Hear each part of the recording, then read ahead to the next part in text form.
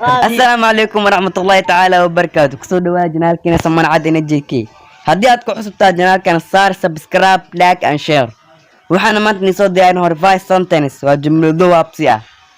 Where you tremble with fear whenever you stand ahead of the students. Only try to perfect me, otherwise you will be risky for your life. Let this insultation be stupid by you. What a bad girl that you are. First, do you know what I am?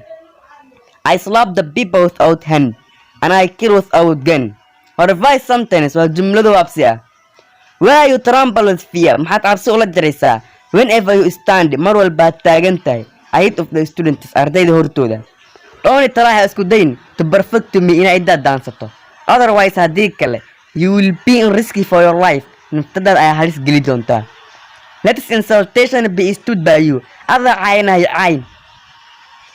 What a bad girl that you are. Allah maxaad gawar xun tahay. First, ugu horeyntii, do you know what I am? Ma taqaan waxaan ahay.